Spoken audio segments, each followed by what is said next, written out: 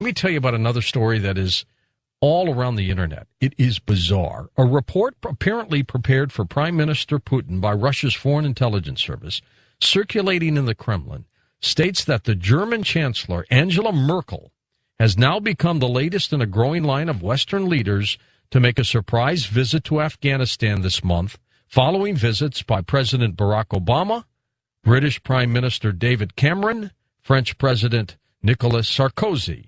Only Sarkozy's trip was concealed, as he was already in India on a state visit when he was rushed, apparently, by U.S. military aircraft to the Afghan war zone.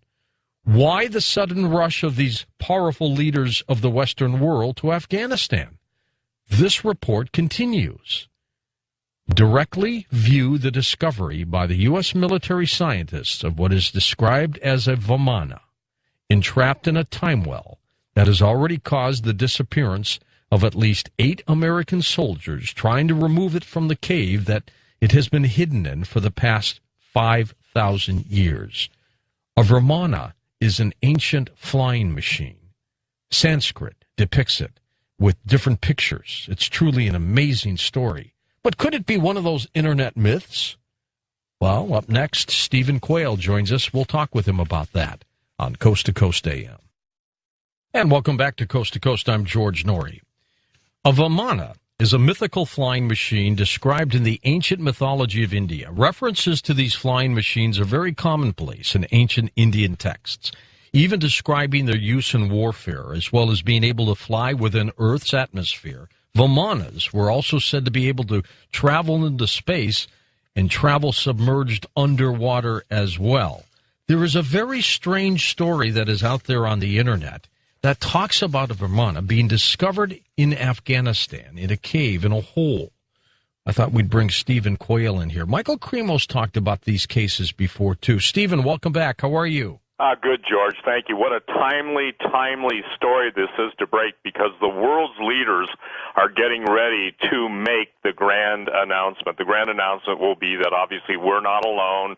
We're being visited. But the Vimanas are even a more compelling story, because even going back to the time of Babylon and the Chaldean Empire, they stated, let me just give a statement, we'll go from there. The privilege of operating a flying machine is great. The knowledge of flight is among the most ancient of our inheritance, a gift from those from upon high. We received it from them as a means of saving many lives. Now, what's fascinating is whether you're reading it in Sanskrit, whether you're reading it in cuneiform, whether you're reading it, talking about it, there are thousands of pages, not only on the fact that Vimanas exist, but how their propulsion system works, where they get their raw materials, and they describe in great detail, George, things that make the Pentagon absolutely salivate with the sheer glee of a new ancient weapon system. I was telling Tom Danheiser before we went on the air, I said, in order to understand the future, it's imperative to have a firm grasp of the past.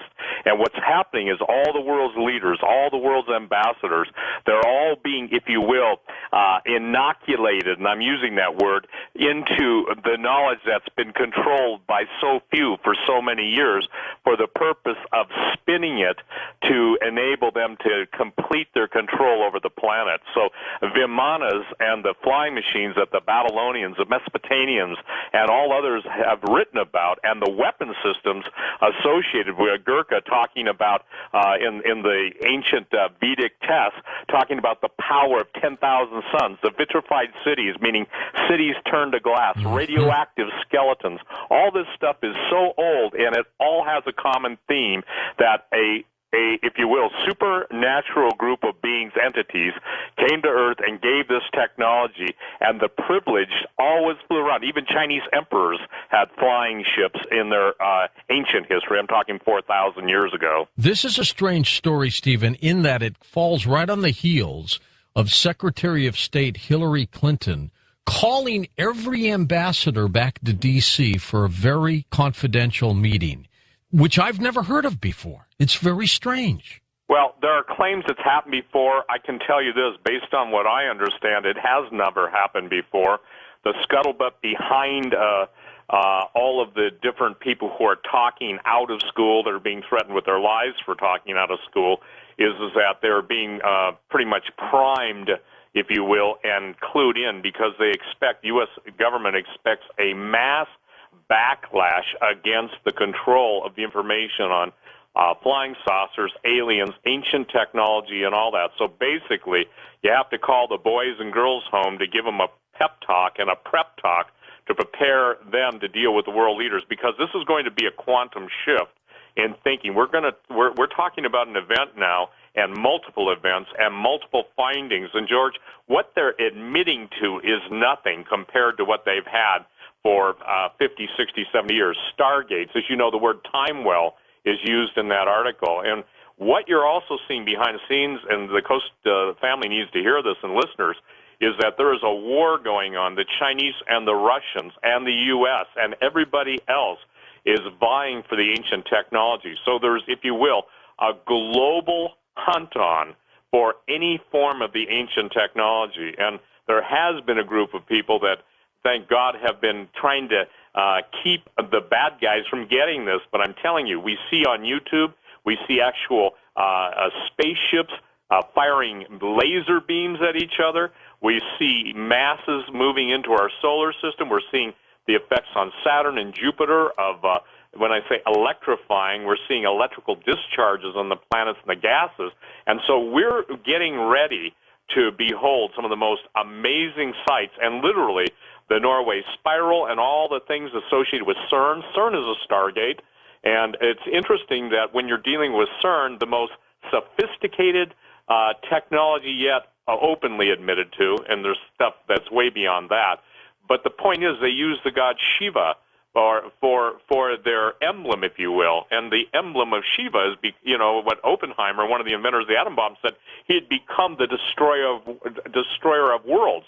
So now we're reading about Vimanas, we're reading about ambassadors being called home. We're being told that all this stuff is going on behind the scenes, and it's right in front of us. And there's a great word. It's called discernment. That's right. Discernment means to be able to tell, to see beyond, to go and probe the real reasons. And I think that the real story is yet to come. This is just the tip of the iceberg. So this story that's all around the internet, which is bizarre, there's no question about it, it's bizarre, that a Vimana is in a cave, it's been hidden for 5,000 years, soldiers have merely disappeared trying to remove it. Can you believe that story? Well, of course I do. Let me share this, and when it's not a question of belief, okay? It's a question of do we get anywhere near the truth of what really has been found? Obviously, the Philadelphia experiment. Have you ever had Al Bielek on your show? Oh, many times. Many times. Okay. Boy, he's getting up there in age, too, now. Right, and I mean, the people, and before Phil Schneider was murdered, okay, and talking about the deep underground military bases, bunkers, and stuff that he worked on, and the alien wars, everything. Again, the thing is that we've been so inculcated with basically lies and diversion, and I'd say perversion of the truth, that now that the ancient technology, the webbots are talking about secrets revealed, they're talking about the hidden technology. I think Cliff High uses the word space goat farts, things that are out of the realm of most people's comprehension. And this is one time, George, where everyone's going to have to basically get out of the box, the dumbed-down television, and start to read a little bit of history, just like what you were reading the background on the Vimanas. It's so astonishing that India has its brightest scientists recreating many of the actual compounds that are used. I mean, they're talking about graphite rods. They're talking about mercury. And what's fascinating, they're talking about cold fusion. That's why you're seeing platinum and palladium absolutely exploding in price. They're two of the rarest precious metals out there, but it's because they're used in this. So we're talking about red mercury. Remember years ago, you and I did a show on red mercury. That's right. Now, though they don't disclose where this cave is in Afghanistan, I'm beginning to wonder if it's pretty darn close to the military man you had on our show years ago who found that giant. Absolutely. By the way, it's ironic you would say that. I just received an email from him at 9:39 tonight. Okay? That is strange. And so I think your timing is just it's one of those time-based important points.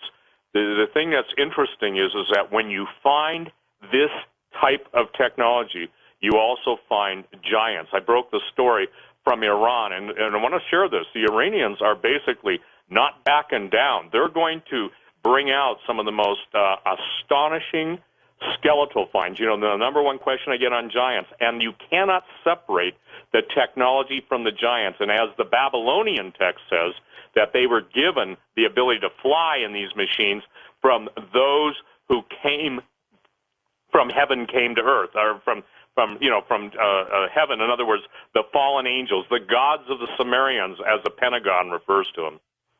There is some inscriptions in this cave where this Vimana is supposed to be that claims that the rightful owner was a prophet called Zoroaster. He was Persian at the time. That's bizarre because he was real. Well, and there's a whole religion, Zoroastrianism. I mean, for the record, Persia did not, embrace Islam until, not too long ago, maybe 1,000 years or so. But Zoroaster was very interesting because they worship the god Mithra, and it was Mithraism, Mithraism.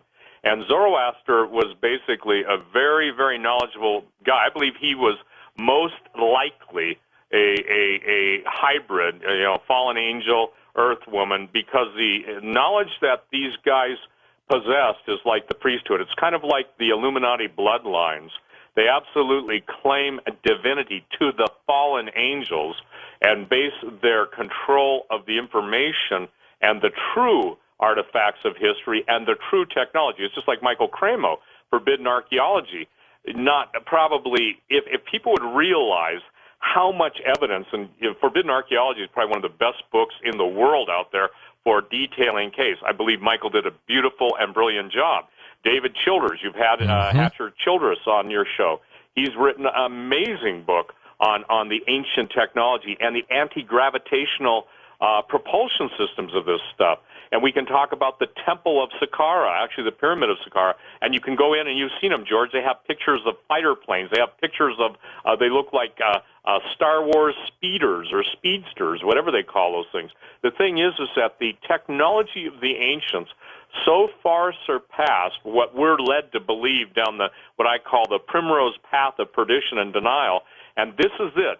Who controls the true flow of information controls the population. And now we're seeing a return, in my opinion, to the very same political base that the Nazis had. And the Nazis sent out what were called the Ahnenerbe, and the Ahnenerbe went all through the world looking for religious artifacts, for the supernatural artifacts, and Hitler was obsessed with India and Tibet.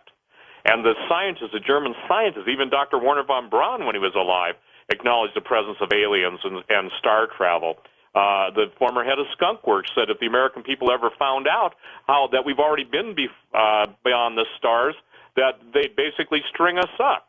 Well, people don't get it, that guy just didn't get drunk at some going-away party. These are men who are in the deepest realms of the world of black physics and of, if you will, forbidden knowledge, and forbidden to the public, but well known to them. So they're getting ready to spring something. The ambassadors of the world are being prepped. Everything is going to change dramatically, and this is a huge story. This has legs. Now, the source of that, the article you were reading, was from a Russian disinformation service, but remember, even in disinformation, you can pick up nuggets of truth. True. That's right. And so the nuggets of truth, what you've got to do is put nuggets of truth into a historic context. And if anything, I want people to start to learn to do their homework.